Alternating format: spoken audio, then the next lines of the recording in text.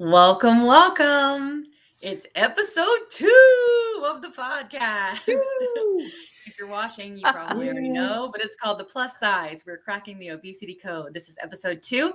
We are talking about obesity treatment from primary care health providers and a lot about GLP-1 medications and, of course, obesity, how people are leveraging this to save their lives. Our goal of the podcast is to reach others who may be feeling like they struggle with obesity or someone that loves them that they know that they're struggling with obesity and they want to help them, for people not to be afraid or ashamed, for people to know they can go to their doctor because there are treatments. They are not alone. We are all here. There's a massive community. We were born out of TikTok. Believe it or not, all the social media, but TikTok has been the place. So we will talk about Ozempic, Mounjaro, Saxenda, Victoza, lots of different things, wegovy. So those are the things we're going to cover today. We do have one of our favorite TikTokers that will be on a little bit later. I'll introduce him. But for now, just know that those are the things we're going to talk about. This is meant to be educational. To be clear, disclaimer, this is going to have a lot of medical information. It is by no means information that you should take. You should always talk to your doctor. And disclaimer going forward, we will talk about some sensitive topics, like, for example, eating disorders. So please make sure you don't have any little ears in the room. Thanks so much. Next, Kat. Who are you and who is that stranger behind you? This is our AT alien. We have to give our AT alien a shout every time because we're from the A. My nails are like janky. I got one nail done. And don't even talk about it. Yeah. Anyway, so he's our AT alien. With a Prince credential on here. Oh, a Prince credential. Fun fact. Credential. 2004. I'm going on a tangent. My only after show I went to, but that was amazing. And I got to see Prince perform till 6 a.m. in Minneapolis. Wow. That episode of New Girl is one of my favorite episodes. What'd you say? That episode of New Girl that has Prince in it is like one of my favorite episodes. Oh, I'm sorry. I didn't allow you to freak out yet. You may do so. You may do so now. You may do so now. And Kameen is also a massive Prince fan as well. So another thing to connect us, as well as Atlanta and GLP-1s. So, yes. Cool. So Kat, tell us a little bit about you and why you're here and passionate about this. I've been a fluffy girl all my life, ever since from the womb to now. I have gone up and down. I've always been a sporty girl. I love fitness, and sometimes it did turn into like a binging, purging, where you're over exercise. You exercise 3 times a day because you had a sandwich. It's just a bunch of disordered eating, to make it, in a nutshell. But even when I was on the right track, still always worked. Fitness was always a part of my life. And I think the biggest frustration that I've had with up until now, I felt like I've never been heard by a doctor until, not to say about any generation, but I'm a millennial doc and she is the truth. So, the fitness community, which has a lot of disordered eating, but I've finally found like a nice balance. So people always assume that because of my size, because I'm heavy, that I don't work out. I have had people applaud me on my runs, and on one hand, I'm like, thank you. But on the other hand, that is so microaggression-y. And anyway, that's my tangent. And but now finding a GLP-1 like Mounjaro has really helped kind of cut off that food noise, cut off that binge eating disorder. I have white knuckled all the way through life in diet culture, death to diet culture, but death. And so that's it in a nutshell. And Prince. Cool. Prince rules all. There you go. Cool. So awesome. So why don't you tell us a little bit about you and how you're doing, of course, and then also why you're passionate about being a host on this podcast and GLP-1s. Well, I'm just I'm so excited to be here. And Kim, thank you for the vision of this podcast. And I believe that, you know, GLP-1s brought me to TikTok.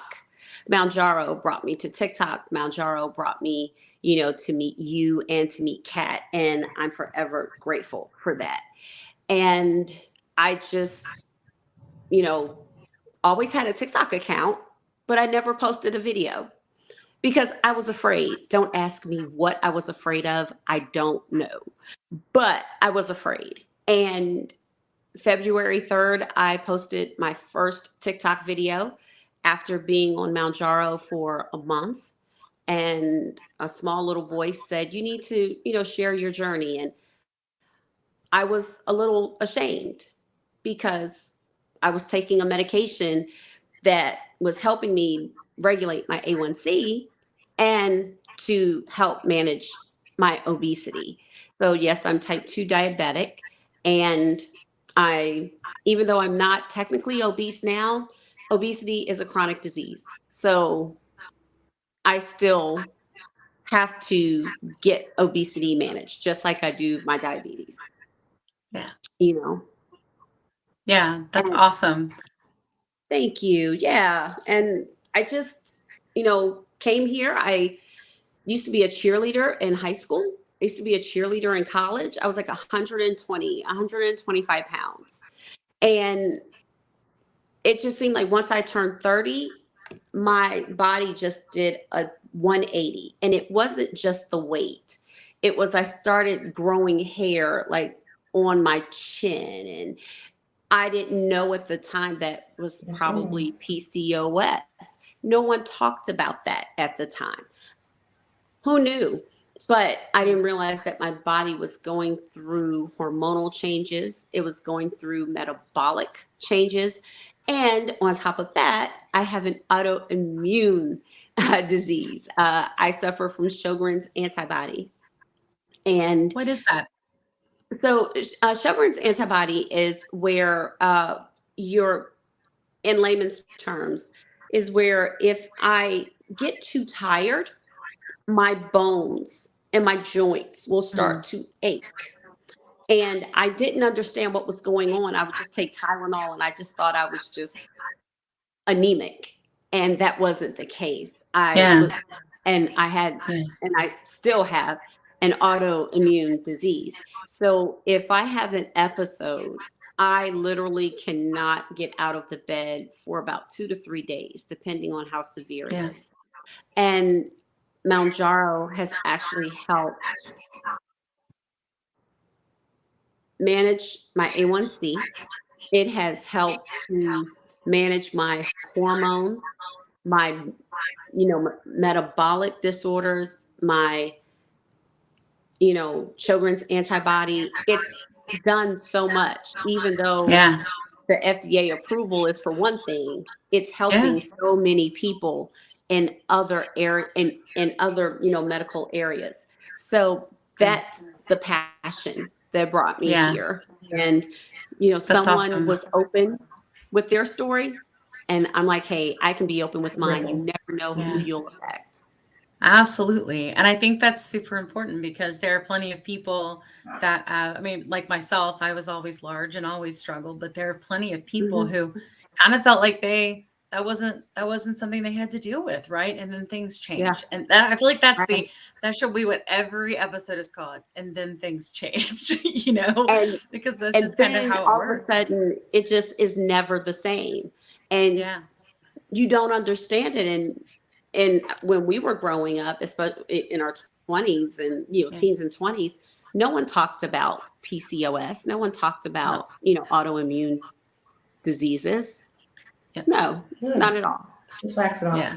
Wax off the hair, Yeah. Yeah. Yeah. Hmm. Oh Mhm. no. Or why don't you just drink some ginger ale? It'll get That's better. ginger ale's the answer to everything. Yes. Oh yeah. Or Yes. Coca-Cola in the South. They just say drink some Coke. Coca-Cola or, well, in Yeah. the Midwest, some 7-Up. Drink Some more 7-Up. water. Yeah. Yeah. Yeah. Ginger ale cures all. Oh So yeah, yeah. yeah. And then I think you had told me once that that there was some genetics in your family for type 2 diabetes, right? Yes, Yeah. so I am genetically predisposed to diabetes. My mom is a type 2 diabetic. My maternal grandmother was a type 2 diabetic.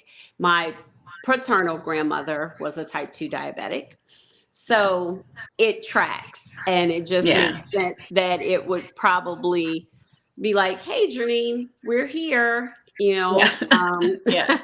and even though I was doing my best, not to eating clean, Yeah. exercising, just getting the visceral fat around Yeah. my tummy, that was the telltale sign. Yeah. That was the telltale sign. Yeah, for sure. Yeah. Yeah, thank you so much for sharing that. Just this journey looks different for Sure. so many different people, So I Mhm. really appreciate that. And like audience going forward, just know the way things are going to be shaped on the podcast is we'll start likely with whatever we think is going on. Maybe there's something in the news, new approval, new haters, new spots, new acquisitions, of something like Weight Watchers, acquiring a telehealth obesity clinic, things like that are a lot of things that are moving targets, if you will, that we Yeah. will likely discuss. And then Kat on our next episode will tell us her story a little bit more and a little deeper so everybody can understand, because we want you to know our stories, because if you do relate or you know someone that does, then maybe you will feel less alone and maybe you will realize that there is some help for you. So that's our goal. And then on top of that, we're always going to have some sort of medical professional that knows about these medications and obesity that we're here to be able to back up all of our stories with science, facts, and data. So we hope to change things. We hope to remove the stigma of obesity. We know it takes a lot of time, but we also know marketing and voices and noise are the way to do it. So we hope you're hanging with us. But without further ado, let's invite our guests. Whiskey. Woo-hoo. I'm just kidding. Who's this? It's Bourbon RX. Well, let's talk about it. Let's talk about it. Let's talk about Let's it. talk Let's talk about it. Let's talk about it. How are you guys That doing? is why you're here. Yeah, we're here to talk about it. Anything we want to talk about, let's go. Yes. Well, it's super great to have you. We're so happy to have you. This, in case you didn't know, which you probably don't, this is Chace Franks. Now, Chance, even though I introduced you very loosely, I'm sure that you can do it a little bit deeper and better than I can. So tell us a little bit about you and how you ended up being a very big TikTok influencer when it comes to obesity and medications. Come on, Chace, tell us. Well, that happened by random chance, I'll be honest. So yeah, I'm Chace, by the way. I go by Bourbon RX. And I got on TikTok as a hobby, essentially, just like everyone else. Just aimlessly scrolling, and then I was in the whiskey bourbon world at one point and just kind of got over that. I did it during the pandemic. And then I thought, what am I passionate about? What do I really do? I want to make a difference. And my thoughts were always to represent communities that weren't served well.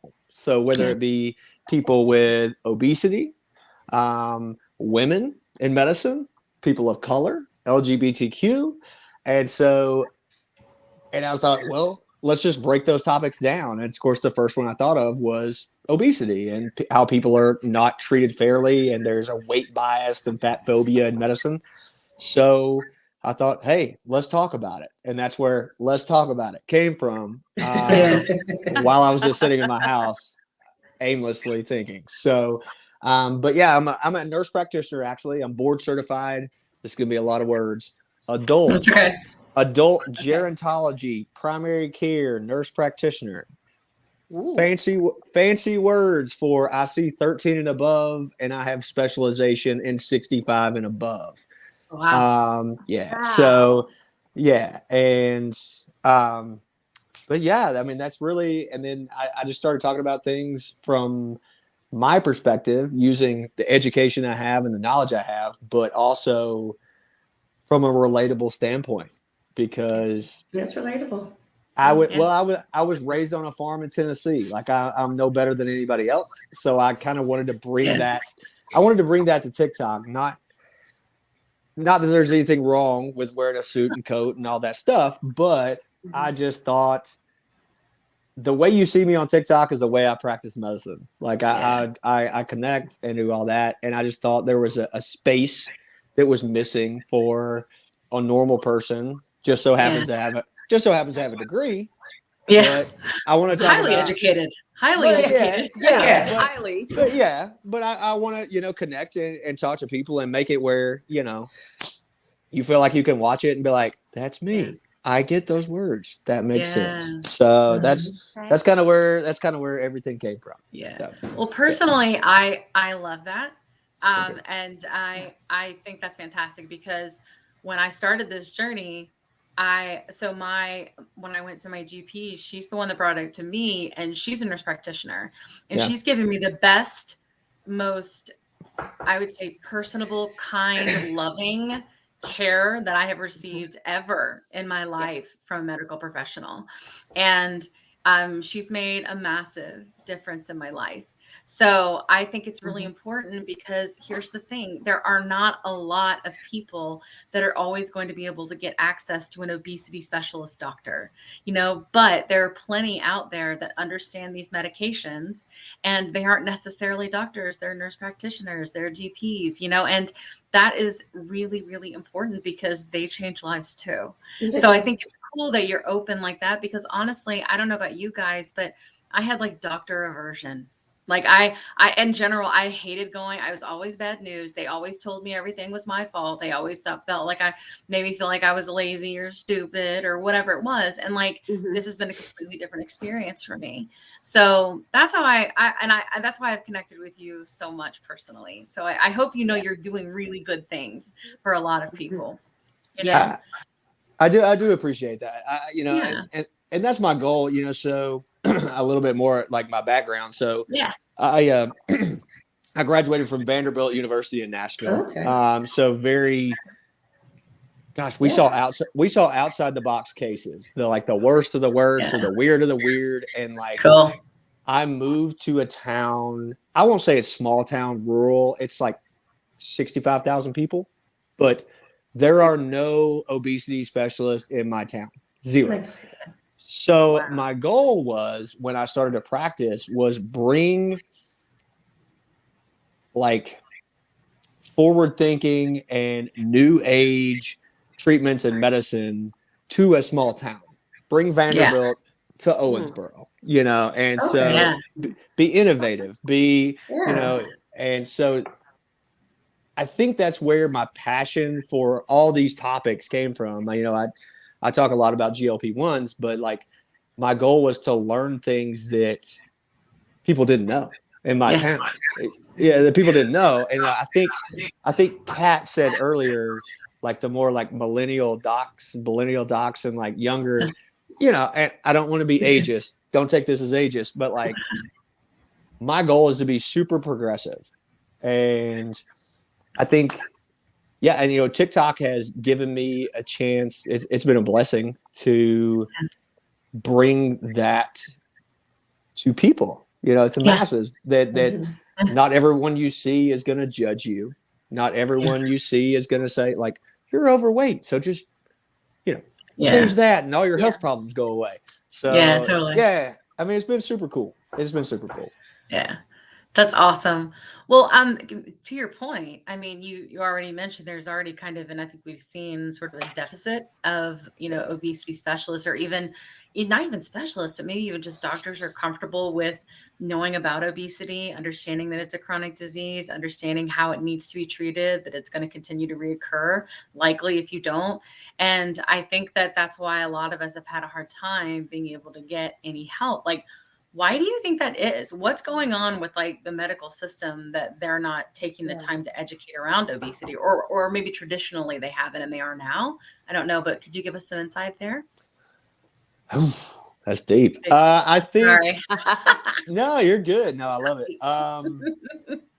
I think it's just the medical establishment, I think it's the medical establishment. I think that's the way we were, some education is, I remember in my training, like, I was not really taught about obesity, to be 100% honest. Like chronic treatment of it. We were taught like, if you're obese, you're going to have a heart attack and have diabetes. Like, that's it. And so when you get in front of a patient, you just harp on that like crazy. And when, this is recognized by multiple medical associations, WHO, AMA, that obesity is a chronic disease. And I think, like I said, being, more progressive and trying to be innovative, I studied it when I got out.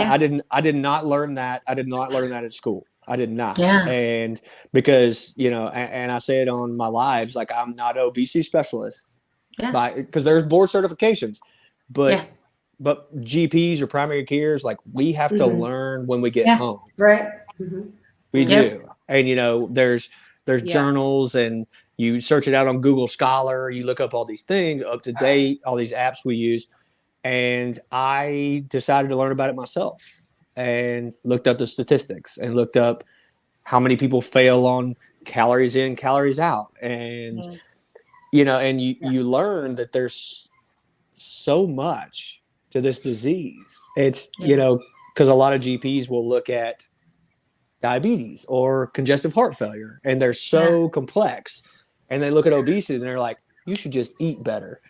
Like it's not it, it's not it. So I just took the time, and like I said, I think it's the medical establishment. I think that's what it is. And this is why I appreciate what you're doing with this podcast, because you guys have voices. We have voices. The only way to make change is to be loud. Yeah. And here we are being loud. That is definitely the goal. And I love it. I love it. Yay. Journey, did you have a question, I think? Yeah. Well, I always have a question for Bourbon RX, because Hit me.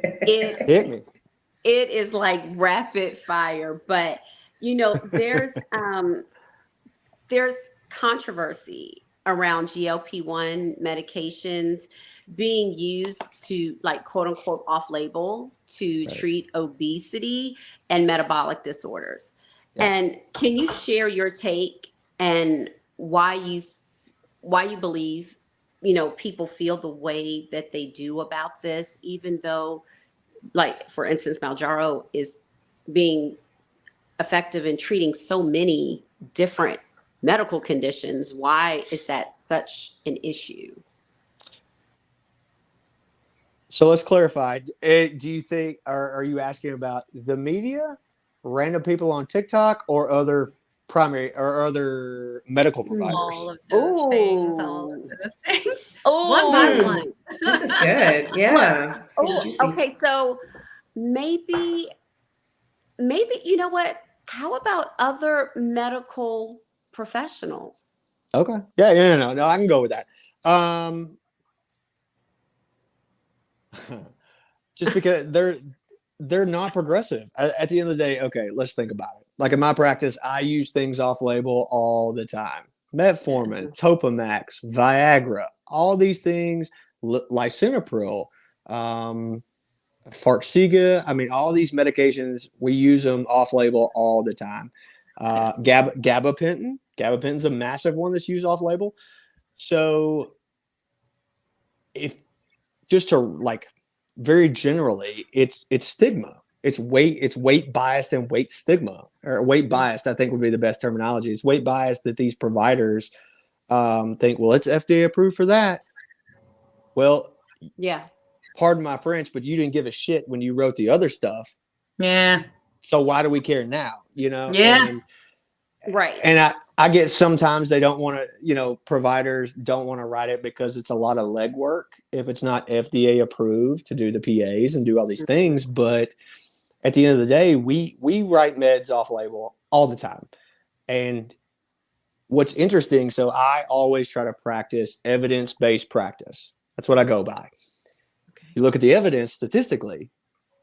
Ozempic, wegovy, 16% weight loss. Mounjaro, 21.5 or 22%. Whoa, like we're fixing a problem. I don't care if the FDA says you can do this, because the FDA doesn't control me. Yeah. But like statistically and from evidence-based practice, it's there. So To answer your question, I think it's a little weight biased. I think it's again, I don't want to be ageist. I don't want to do that, but I do think it's a little. I think it's an old school mindset versus a new school mindset. That's okay. I have to agree. In medical providers, that's personally what I think, because as you guys talked about when before I jumped on, you said like death to diet culture. Death to diet culture. Yeah, that is the most 1990s. Let's go on the Atkins. Let's do the things. All those diets and like and medical providers are so stuck. Yeah. I see it all the time. I see it with congestive heart failure meds. I see it with diabetes meds. I see it with, and so now it's just going to obesity, but it's just a little more. It's a little more rigid than most, unfortunately. Yeah. Unfortunately. That makes sense. Yeah, that makes complete sense. But if I could add, if we add another layer to that, why do you think, especially the diabetic community, feels so? Not all, but some members of the diabetic community are so pitted against the obesity community. That's an interesting one. These medications. That's an interesting one. I see the comments all the time. I haven't. And really we do want your perspective. Like don't we're getting it from all other professionals on here too. Like it's okay. Like tell us what you think. Look, brace. I gotta take a I need a drink on that one. I don't really know. Actually, I do know. I think it's all driven by the media, personally, because any of us on TikTok have seen Jillian Michaels. We've seen what was it? Good Morning America. Bethany Frankel. Bethany, is that skinny girl? Yeah. Okay, I'm about to do a video on that. Skinny girl. We've got Good Morning America. It was done on, and all these things. And so I think the media has fueled that because it's clickbait, because people love it. People love chaos. They don't love. People love a villain. Yeah, well, they love chaos. They don't love a little puppy. They love the hurricane. Like that's what it is. Yeah. So I think it's a little media driven, and so I don't think no one would ever think about this if it wasn't on Good Morning America, if it wasn't on Jillian Michaels. And from not even a medical provider, from a human standpoint, I get, like, if you go to the pharmacy and you can't get your medicine, you want to blame somebody, because you're pissed, and then you get online and you're like, why is my Ozempic out? And then boom, it's because they're taking it for weight loss. That pops up on Yahoo News. That's why they're pissed. And at the end of the day, I made a video on it the other day. The fact is, it's the pharmaceutical companies not making enough, because there's an Adderall shortage, there's a Tamiflu shortage, there's all these crazy shortages. It has nothing to do with obesity. It's just, I think it's sensationalism in the media. Yeah, for sure. Sensationalism. Okay, for sure. Personally. Thank you. Yeah. Most definitely. Oh, that's a good one. I just want to say, Chace, that nurse practitioners are a special place in my heart because my sister is one. She does pediatric oncology, though. So. Oh, whoa. Yeah. Wow. Whoa. Yeah. Impressive. Yeah, she did tell me, we talked about Mounjaro a couple of weeks ago, maybe about a month ago, and she was like, yeah, it is such a weight bias in medical and in the medical community. It's like we were taught that when I was in school. My sister's a little bit older than me. She's my big sister. She's the old one. But we're going to get back on track here. But can you explain, so the pains of pre-authorization and why are these insurance companies requiring that? Well, that seems obvious, but I just want to hear from you. No, I would say CYA, but yeah. It's a fantastic question. So prior authorizations, obviously, they are essentially your medical provider providing documentation that says that medication is medically necessary for you. That's what it is. And why are they requiring? Because it's so dang expensive. They don't want to pay for it. They just don't. And so they want us to label or outline rather why these are, appropriate for you, you, and you. They are, if I'm being completely transparent, the worst part of my job. Yeah.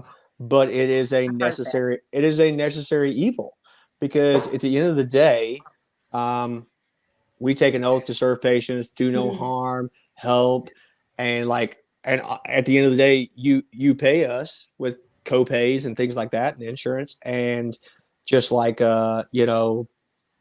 plumber, electrician, or whoever you want to name, they're required to finish the job. Yeah. They don't come in and say, "Hey, you need a light bulb changed or whatever," and then just walk out. They change the single light bulb, or they change the light fixture, and that's I mean, it's a necessary evil, but it happens. We have to do it. All right, so it's about basically because the drugs right now are so expensive. Absolutely. So do you see? Sorry, I was going to say almost any branded medication, you're going to need one. Almost any. Okay. Any. Wow. So that puts things into perspective then. So it makes it feel not not so singular, not so isolated. It's not just us. That's other drugs. Other people are going through the same issues, right? 1,000%. But do you see? I know there's been talks of generics, but is that coming down the pipeline? Do you see generics coming anytime soon or later? As far as GLP-1 meds? Yes. Yeah, GLP-1. Liraglutide or Saxenda. I mean, the patent's pretty much up on that. I think that'll be the first one. Predominantly with patents, they're roughly 10 years from when they start, like R&D and all those things. Now they get expanded by anywhere from 4 months to a year every time they get a new indication. Oh my gosh. Oh. Yeah. So like if they get approved for weight loss, it's extended a year from there. Bingo. Or 10 years from there. Oh my Bingo. gosh. Yeah. Bingo. Look, which is why they're doing this. Because they have Ozempic and they're like, oh, let's rebrand it and call it wegovy, even though it's the exact same medication because the indication is for obesity. OMG. They got years. Yeah. So like take a medication like Wegovy's perfect. But like say Farxiga, the diabetic medication. So it comes out for diabetes. They got indication for chronic kidney disease. They got indication for congestive heart failure. Like all these indications. Wow. So it just boom, boom, boom, boom, boom, bumps it back, because every time you're like inventing a new drug, essentially, not really, but it's the same thing. Yeah. Yes. So when Mounjaro hits that FDA, they get more. Wow. They get more. Wow. I meant to ask, you had a video recently kind of on this topic where you were like, hey, you know how you get upset with your insurance companies and your policies and everything about not covering these medications? Your companies are the ones that are deciding. How much do you know about that? Because I am super curious. Like, and I use that too. Just FYI, I used that with a friend of mine. I was like, tell your boss. No, not right. So the majority of the time, so I was corrected on TikTok, which I do get corrected from time to time. So it's if your company has 150 employees or more. Oh, okay. Yeah, so a larger company, when they sit down, so there's insurance brokers. So you got your insurance company, so Blue Cross Blue Shield, broker, employer, and so the brokers are trying to sell these plans. Yeah, and they'll sell them a plan, and they'll say, well, if you cover weight loss medications or anti-obesity medications, it's going to raise your cost by arbitrary number $10,000 a year. What do you want to do? And if they choose no, you then have a medication carve out. And back to the PAs, when I do these PAs, so I do a PA, I do appeal, peer-to-peer. That's it. I got 4 shots to swing at these meds. Right. And if there's a anti-obesity medication carve out, none of those matter.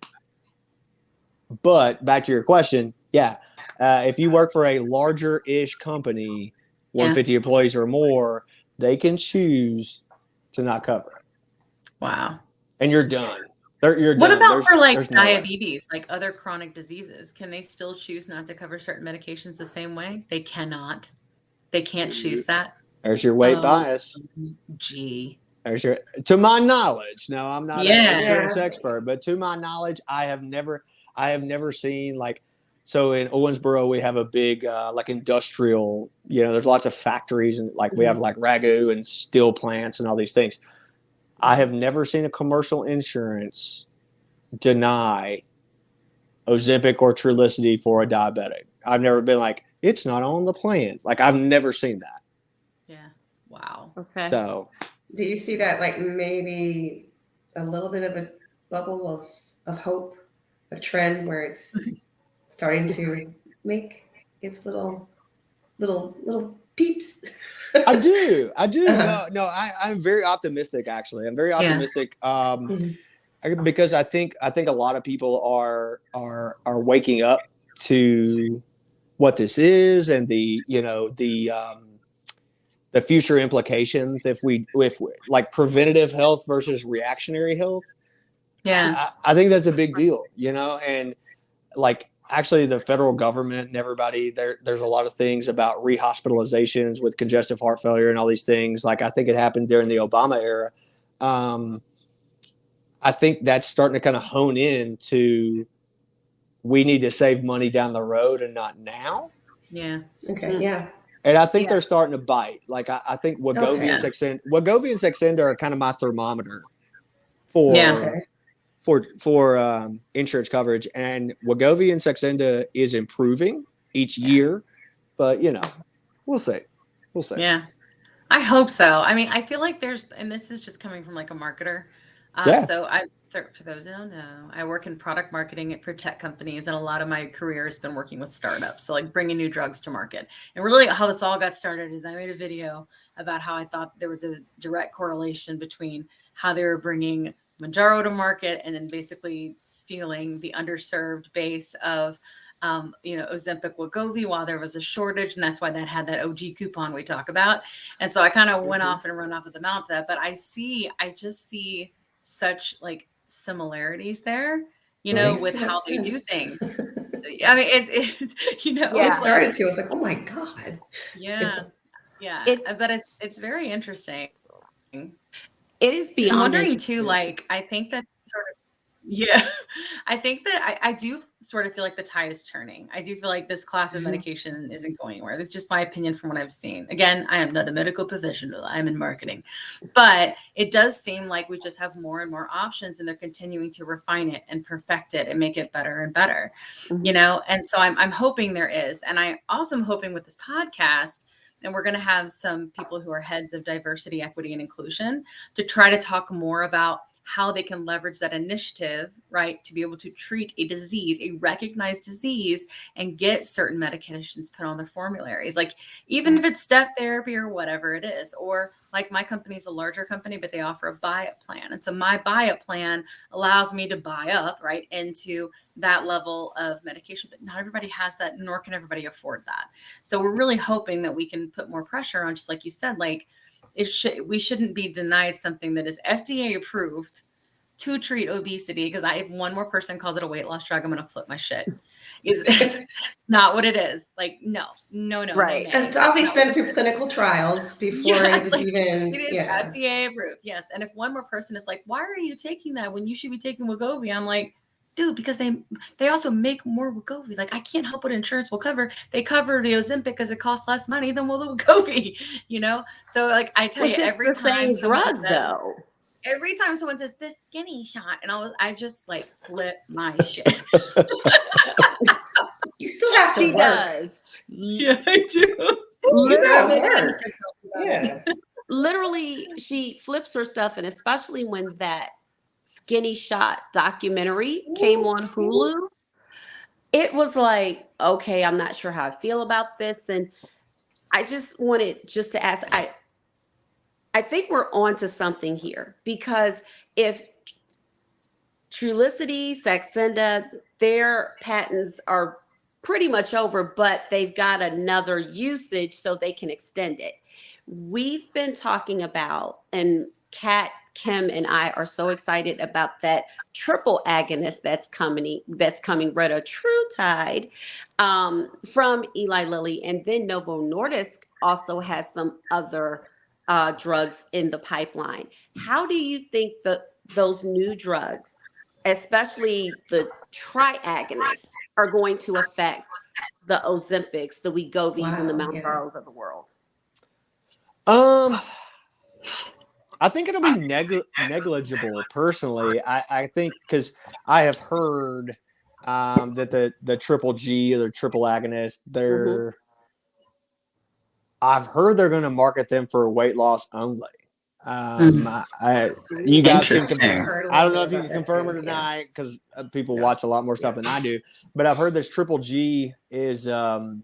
I like to call it G3. I hate triple G because it makes me think of guys' grocery games. Just to be fair. Oh my God! Whatever. I was thinking of some like action movie with Vin Diesel in it or something. That's triple X, ding dong. I know. Dingus. Triple D, triple G. But no, I've heard they're going to market it like purely anti-obesity medication, and it's going to go in the same box as Wegovy and Saxenda and all that. So, I think at the end of the day, that the insurance coverage for that has to improve. And these insurance companies have to recognize that it's not vanity. It's a disease, just like diabetes, heart disease, lupus, whatever disease you want to name. And again, like kind of back what I was talking about, it's like, it's a cultural shift. Yeah. It really is, and so hopefully that answers the question. I don't know. No, I think it does. I mean, I think, of course, jump in, but I think it does for me anyway. But I think what's interesting about this too, and it would fascinate me if they come to market with that and say it's just for, because if you think about it, they have Trulicity at Eli Lilly. They have Trulicity, they have Mounjaro, they know those treat diabetes really well. They know the market is smaller, but they know the weight loss market, obesity market and metabolic disorders is larger, right? So it would make more sense, and they will likely even charge more money for it. So why continue to do that when you've already kind of got this covered, right? But I'm wondering too, with all of these options coming to market, and I'm sure there's one right behind it that we're probably either just learning about or is going to be coming out soon. I have found, and this is going back to tech, so it doesn't make the same thing in terms of pharmaceuticals, but when there is more competition, people have to work harder to get you, to spend money with them. And that usually drives prices down because it's competitive. So for them to be competitive. So I'm curious what you think about that. Do you think with this class of medicines, with them being as expensive as they are, that maybe having more competition, having more options will maybe make the prices less expensive? I personally do. Yeah. Competition, perfect example or what you said, like competition breeds innovation, and innovation usually drives prices down. It's capitalism in the United States, and I think that will be the case. Perfect example was the injections for cholesterol, Repatha and Praluent. They were competing injections that are not statins, and one company was like, we're dropping our prices by 30%. Bang. When they got a competitor. And then insurance started getting it. And, it went from, $400 or $500 to $38 or something like that. Wow. So, I think innovation, it's going to breed innovation and drive down prices because it's capitalism in the United States. 100%. 100%. Yeah. I'm more positive thinking that way too. I feel like I just think the tide has turned, because if you think about it, we do have, like they've said many times in our community, 20 years of GLP-1 data, right? We know that it works. We pretty much know that it's safe, for the most part, and to be able to use long-term. So I hope that it does. I have more medical questions if you're open for it. I know I didn't prepare you. Shoot them. Let's talk about it. Okay. Let's talk about it. I'm ready to roll. I'm telling you, no. Right now, so y'all caught me at the perfect time. So my house is empty. My wife is in Charleston, South Carolina. It's Masters weekend. It's a great weekend. Ooh. I got bro time with my dogs. I got nothing to do but talk and watch golf for the next 4 days. So you're fine. Awesome. So let's And talk about you this. are And then in you your can put work heaven. away for a while. Oh, I'm so pumped. This is literally man heaven this weekend. I'm not gonna lie. How many? But This is so unrelated. How many dogs do you have? 3. I got 2 miniature schnauzers and a 17-year-old urinary incontinent beagle. That's okay. Urinary Aw. incontinence. Oh, poor No, He wears boy. seriously. He wears diapers. Yeah. That's Oh, okay. well, Yeah. Yes, All you never right. get away from diapers. He's the best dog. He's the best dog. Aw. You're gonna have bro time. This is great. Oh, and So they're all boy dogs too. So it's like Oh, pure they yeah. bro all are. time. So you're Pure really bro bro. time. Oh, whoa. That's hilarious. Yes. So I got you. So in terms of things that are going to be happening in June, we have a lot of people in our community that want to be able to continue their medicational treatment, and the access card, right, the coupon card, they're saying will expire. I have a massive prediction with absolutely no knowledge that I think there's going to be a new one, and that the new one is going to let them use Mounjaro so they can keep the base through the end of the year, or at least until they launch whatever the new version is of their weight loss medication. Excuse me, obesity treatment medication, or the new label. That's what I think, because I think capitalism, to your point, would stand to reason that if they spent millions, if not billions of dollars bringing a drug to market to purposely steal the base, right, of underserved from Wegovy or Ozempic, that you don't just let that go in June. Do you know what I'm saying? Now, I don't know about pharmaceuticals, but capitalism, that's what makes sense. Do you have a prediction? 10 of 10. 10 of 10. I will give you my prediction. Yes, they're 10 of 10 going to come up with the card. It's not even a question. Not even a question. You think so? Not even a question. Is it going to be 25? 25 No. gone. 25 will never come back. The party's over. Yeah. And honestly, like in my career, I've never seen a card like that. In 8 years, I've never. I don't know what the plan was. I don't know what the plan Nino was. Brown type. I mean, it's a little like You say Nino Brown. I said Nino Brown. Yes, it was like New Jack City. They got us hooked. Yes. I'm sorry. There's a lot of ratchet that will creep. Yeah. Look. Hey. Nino Brown. Okay, I'm sorry. Go ahead. They got us hooked. No, well, Yeah. I mean, I hate to use the word bait and switch. Yeah. I hate to say that, but I mean, and then what happened was, like, if you listen to the investment calls, I have. their stock just went zoom. And if you invest, like I invested in Eli Lilly, full transparency, Novo. Sure. I do these things because I know what's coming down the pipe. Yeah. And their stocks went zoom. I mean, because if you're giving a $1,200 to $1,400 medicine for $25, $25. you're losing S tons of money, not to cuss. Yeah. You're losing like S tons of money. Yeah. You know, so I think you know the current card, which is what, like $500 off if it's not covered and $250 if it is. I think they re-up that. I don't think it gets any better because like Wegovy's got that card right now. Farxiga, like all the diabetic medications, they all have that card. Yeah, it gets re-upped. So if you're cool with $775 a month, I think you can probably pay it for the next 5 years. I'm wondering with that price tag, which is basically a very expensive card payment, if people will roll the dice and try the compound route. We've seen a lot of that in the community of people thinking, you know, so I don't know. Like I hear that a lot because it's sad because we finally found something that really works for us, right? And insurance just hadn't caught up yet, you know, and the system just hadn't caught up yet. And that puts us in a situation where we take more risk so that we can continue our health, you know? So what do you think about that? Like, how do you feel about compound in general? Like, I know that's like super hot seat, but what do you think? That is hot seat, and I'm glad you asked. I'm glad you asked because I got all the opinions. Let's talk about it.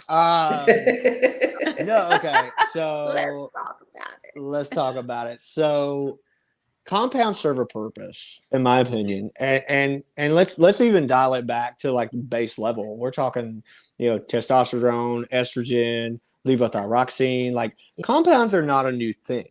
They're old school actually. It's the OG pharmacists that were mixing up stuff in their pharmacy. But now, obviously, there is a need, and what's the word? I don't want to use the word desperation, but people. I mean, I think it's okay to use. Yeah. I hate the word that might fit on this one. I do. Yeah, We just said Nino Brown. I'm sorry, just do the desperation. I hate to use that word, but like people are desperate to continue this journey, and so they're looking for options. And like if you get on Google and you can be like, compound tirzepatide or compound semaglutide, you get tons of things that pop up. And you can get them for $250, $300, $400 a month, which is better than $750. Honestly, it makes me think if they were to have a card that was competitive, like around the $250, $300, people would probably pay that more than they would go to compound. I bet. Boom! I bet they could compete at that price tag. People would find a way. Don't give them ammunition. People would find a way, but I know that I'm on the new savings card. So my company covers Mounjaro and Ozempic and Wegovy with a PA. However, I still just pay $25, even for a 90-day supply, and that's through the end of the year. So so normally our copay for one box of Mounjaro is $75.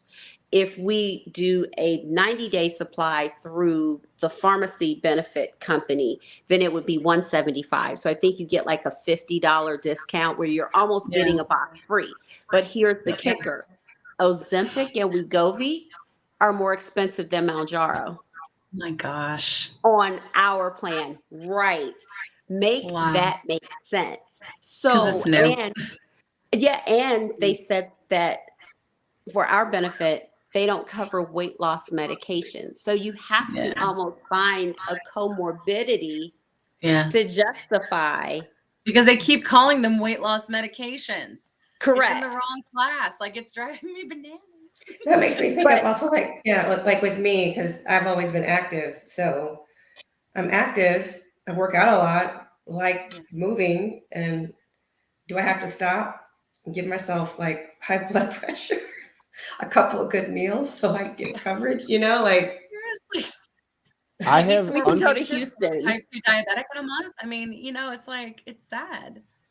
Unfortunately, I have seen providers recommend that people increase their calories and sugars to get their A1C to 6.5.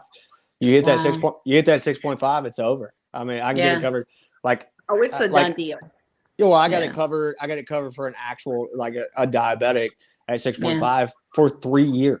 The PA for Mounjaro was good for 3 years, and I mean, I've seen providers do that, and I think I don't know. Me and my wife. So my wife's a doctor, and like we talk, and I was like, I can't see me telling my patients to worsen their health to do this. Yeah, that's the do no harm thing that you were talking about earlier. I said I can't. It was a wine night, so we're sitting there talking, and I was just like, I can't. And she was like, but 6.5, like there's little to no damage that's done to the body. But if you roll on Mounjaro and Ozempic at 6.5, like, are we saving them 20 years from now? And I was like, that's the kind of conversations me and my wife have. Like, they're deep. And I'm like, that's some deep shit, man. Like, I'm like, whoa. That's like super deep. I'm like, you're right. Holy shit. I was like, what? Do I need to think about what I tell my patients? And I'm like, I don't know. I said, I was like, I literally cannot tell people to eat more sugar and gain weight and get it to 6.5 just so I can reverse it. I was like, that's weird. Yeah. She's like, but you're sacrificing short-term for long-term. And I was like, God dang. She was like, but I see your point. I see your point too, because again, you say do no harm. So that's the weird, that's the weird position. Like healthcare providers, that's for sure. That's what we're put in right now. And I think it's like a risk versus benefit, like calculation. And it's, I cannot come up with a formula to get the answer currently. So, but back, I don't think I actually answered your question. I slightly answered your question about compound. I do want to talk about that if you don't mind. I don't mind. If you don't because mind. I know our listeners want to know. I know. Yeah. They want different perspectives. There's not enough out there about it. So and it's a hot topic, and I totally agree. And again, desperation is driving people here, and even to break it down even less, lack of access is driving people there. Yeah. When it comes to compounds, they can be good and they can be bad. I think we live in a black and white society where they think everything's bad or everything's good. There are several compound pharmacies that are awful because they're doing research grade products like tirzepatide and semaglutide, tirzepatide or liraglutide. Sorry. But if you are considering compounds, and listen to this if you're listening, ask that provider. I don't care if it's one off TikTok or one you Googled. What pharmacy do you get your compounds from? Yeah. Okay. And so there's like literally like 75 in the United States, probably more, but like 75 that I know of. And some of these pharmacies have what's called PCAB certifications, PCAB, and other certifications. They are monitored by the FDA. So they come in and they look at sterility, efficacy, and sustainability, I think. And if they have these PCAB certifications, PCAB, you can be assured that the FDA is watching to say, are you using research grade products? They won't let them do it. Is your ventilation appropriate? Do they like randomly test samples to make sure their stuff is good? But there's some that you can find on Google. Like I found one, it actually popped up on my Facebook, and it was like, if you read the fine print, it was like research grade, not used for human consumption. Don't do that shit. Don't do that shit. Don't do that shit. Yeah. Don't do that shit. There's also like in my comments, I see these people that get sent semaglutide salts and they mix them up at their house and inject them. No. Oh gosh. Again, I say, don't do that shit. Don't do shit. Don't do that shit. Like apothecary, or back in the day, apothecaries. Yeah, no kidding. But yeah, so like you can get actual recognized pharmacies that are have FDA oversight. Okay. No compound you ever get will be FDA approved. I don't care if it's testosterone, estrogen, levothyroxine, a foot cream for your plantar fasciitis. It is not FDA approved. Yeah. But it can be FDA monitored. Key. So like, am I against compounds? Absolutely not. I think they serve their purpose for accessibility and affordability in times of shortage. But I just want, again, everybody listening, like, do your due diligence, find a good reputable pharmacy, and do not be scared to ask that provider that's prescribing it to you, what pharmacy do you use and what certifications do they have? That's right. Boom. That goes back to advocacy and even advocating for yourself, which we've talked about quite a bit. 10 of 10. So, 10 of like 10. you have to be like, especially if you're spending money with them, you should know what you're putting in your body.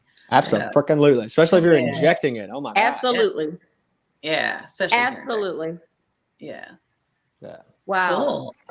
Well, awesome. We're about at an hour. Does anybody have any more questions, or we feel good wrapping up? Well, really quick, Bourbon Good RX. for whatever. Yeah. You did a post about it. What are your thoughts on the statement that Eli Lilly and Novo Nordisk and other drug makers put out about compounds? Being okay, yeah. Saying they they're patented and can't get it from anywhere else. Is that what you're saying? Yeah, that one. Yeah. So I think there's a lot of people that are not educated on laws. 503A, 503A, 503B allows compounding pharmacies to make products in times of FDA shortage, so the supply is not interrupted for patient treatment. Okay. That's how they get around that. And people be like, "Oh, do they add B12 to change the molecule?" Yeah, a lot of them do.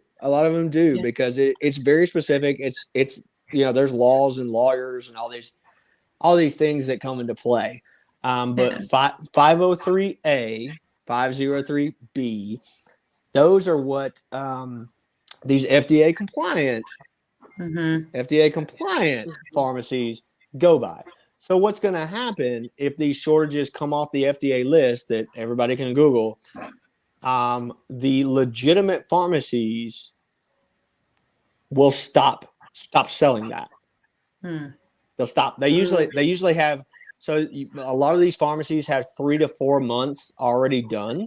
So when those come off, you have 3 to 4 months for compounds, and then it's gone. Wow. It's gone. And then if you see someone that is like, I'll give you a year supply after FDA is gone, don't do it. Don't do it. Yeah. Okay. The thing is, people really need to, like, I am a proponent of compounds because I think they're great, but you have to be safe. You have to be knowledgeable. Yeah. Advocate for yourself. That's awesome. Yeah. Do you think it's a good idea to ask your physician or your whoever's taking care of you medically, like if they have one that they feel good about and to recommend? I think it's a good idea. I think it's very rare that they're going to know the answer to that question. Yeah. It's very rare. I only know the answers because I'm looking for options for patients. And so I'm like vetting things, as you've seen on TikTok, like I'm a medical advisor with IVM Health, and before I even signed on to work with them, I talked to the CEO, the chief medical officer, like, where are you getting these things? Why do you believe in them? What do they have? Why is it safe? Why is it not safe? Et cetera. Like, what is your vetting process? And they walked me through the whole thing, sent me files, and I read through all of them, because I will never recommend things that I think might potentially harm people. Yeah. Right. Yeah, for sure. So, yeah. That's really good to know. You got to be able to sleep at night. That's for sure. 10 of 10. I mean, we have people's lives. We have people's lives in our hands, Yeah, for sure. Yeah. At the end of the day. So, yeah. Well, this has been awesome. I'm so glad you could come on episode 2. You give us some really good information. I know that our audience is really going to love that. Is there anything you want to say? We talked about all the things. So you got anything else? It's time for sign-offs. We all have one.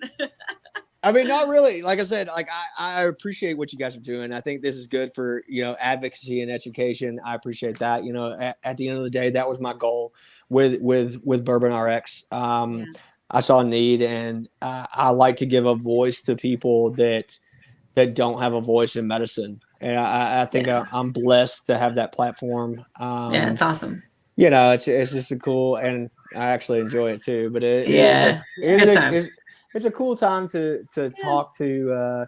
And my hope is that hopefully other doctors or PAs or NPs or pharmacists or insurance people see that thing and are like, maybe he's got a little bit of a point. So Bourbon RX, follow me on TikTok if you feel the need. I keep it pretty real, and are you on any other platforms that we need to know about in case we use our precious TikTok? I do Clapper. I just started Clapper. Yeah, Clapper. I hate the name. It's the worst name in the world, but That's what you think of the clap on.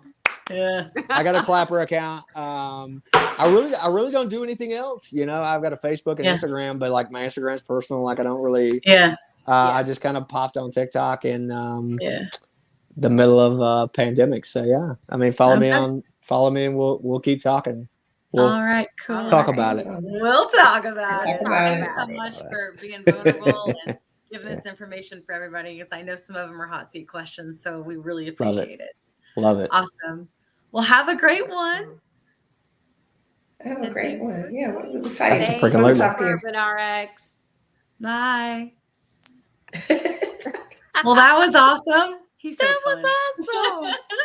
Is he still here? Or he left us? Did he go bye-bye? He's fun. Yeah. Are you bye? I think Are you that he's bye? gone. Are you gone? Yeah. Yeah, he's so great. Yeah. So I think that was a really good episode. I hope everybody likes it. We went over a little bit. We've got some really good answers, you know. So There's a lot of Thank you for information. letting me ask like an additional question. yeah, but for sure. I This is just- supposed Yeah. to help people. That's That's great. what we want, you know? You know, I'm sorry I got Now, a we little have no ratchet, bosses. but We can ask what we want. You know, it's okay. oh, we love Ratchet, girl. Look, I was like, that's all I could think of. I was like, Nino You Brown, you're gonna be like damn Chris Rock. And just, be like, hey. I mean, Hey. the similarities are there. Like you got them hooked on the rocks. So Yeah. The Rocks, yeah. Oh, okay. Can you believe that we've recorded 2 episodes in one day? No. they were fun. We did it. They were. The first one, it was a little nerve-wracking, but Yeah, but this one was super fun and About chill. halfway in, I Amazing was like, energy.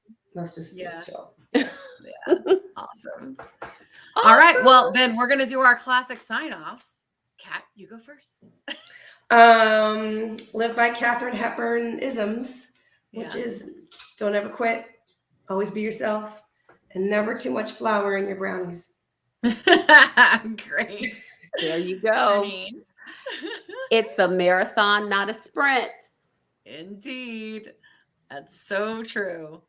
And mine is to know, like what I said in the beginning, that this is not your fault. There is medical help. It is worth talking to your doctor, even if you have to go to a couple and even if you've got to fire the one you've got. But Right. just know you are not alone. It is not your fault. No. And there are answers, and we are here for you. Our community is open. Please feel free to follow us on TikTok or continue to listen to this podcast and support it. And we love you guys. We always will, because we'll understand your pain and we'll understand your joy once you start feeling better. Yep. All right. We're having fun. Thanks so And let's much. have fun while we're doing it. I know. Yes, let's do Let's get to know each other. Awesome. And the AT alien. AT alien. Bye, everybody. See you next time.